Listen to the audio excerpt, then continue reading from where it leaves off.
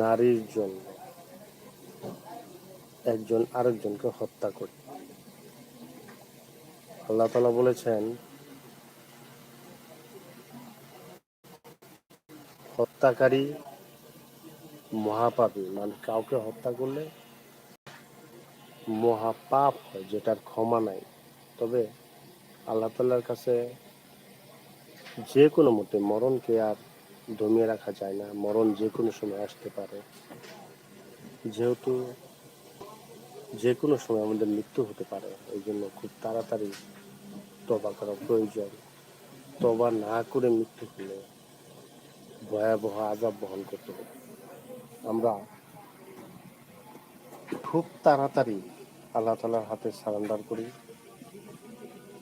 5 ওয়াক্ত নামাজ পড়ি এবং নিজেদের যে ভুল রয়েছে এই ভুলের জন্য আল্লাহ তাআলার কাছে ক্ষমা চাই এবং কোনোদিন সেই ভুলটি যেন না করি, তার জন্য আল্লাহ তাআলার কাছে তওবা করি। এই দুনিয়া ক্ষণিকের জন্য, অল্প দিনের জন্য, বেশি দিনের জন্য না। আমরা খুব দ্রুতই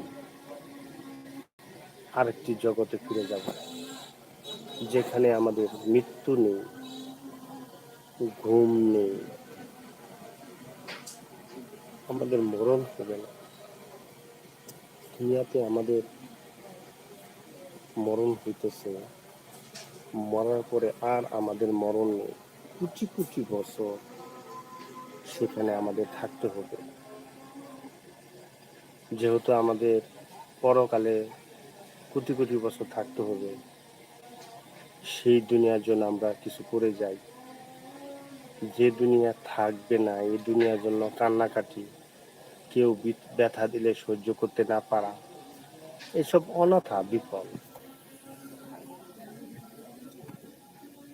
আমরা যদি রাগটা মাটি করে আল্লাহ তাআলা কথা শুনে কাজ করে যাই, ইনশাল্লাহ আল্লাহ তাআলা আমাদের প্রতিদান দিবেন। দুনিয়াতে আমরা কতটি বছর থাকি? অনেকে 40-50-এর মধ্যে মারা যায়, অনেকে 60, অনেকে 70-75 এর মধ্যে শেষ। তাহলে এই অল্প ক্ষণের জন্য, অল্প দিনের জন্য আমরা এত গুনাহ করি কেন?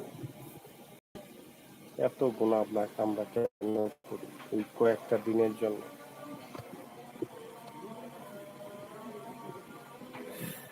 আসলে আজান হচ্ছে, আমরা নামাজে যাব। ঠিক আছে, নামাজে যাওয়ার আগে একটা কথা বলি। আমরা যেহেতু দীর্ঘকাল থাকবো না বেঁচে, কয়েকটা দিনের জন্য থাকবো, এই জন্য আমরা দুনিয়ার লোভ যেন আমাদেরকে গ্রাস করতে না পারে, আমাদের ঈমানকে নষ্ট করতে না পারে, ভুলে যেন আমরা অন্য কাজ না করি, সেদিকে আমরা লক্ষ্য রাখবো। আমরা পাপ কাজ থেকে বিরত থাকবো।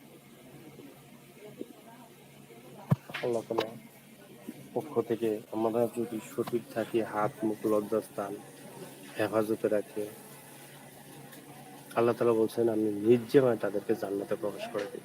সুবহানাল্লাহ। আমরা বিষয়গুলো ভাবতে হবে যে কয়েকটা দিনের জন্য, অল্প কিছু খাওয়ার জন্য, আরাম আয়েশের জন্য আমরা কত বড় গুনাহ করে ফেলি। হ্যাঁ,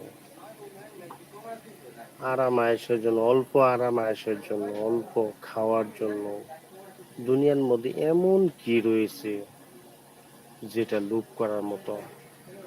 কোনো কিছুই টেকসই না, সব কিছুই ক্ষণস্থায়ী, ধোঁয়াটে। এটা জাস্ট আল্লাহ তাআলা বুঝিয়ে দিয়েছেন, আমি সব পারি।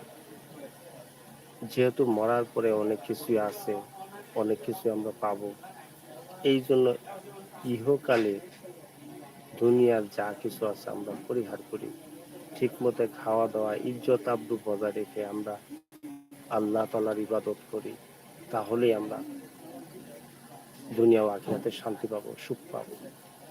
তার দুনিয়াতে যেরকম সুখ পাবো, আখিরাতেও এরকম পাবো। আমরা কেউ সুখকে হাতছাড়া করবো না। বন্ধুরা আমার, ভালো লাগলে কমেন্ট শেয়ার করবেন। আসসালামু আলাইকুম। সাবস্ক্রাইব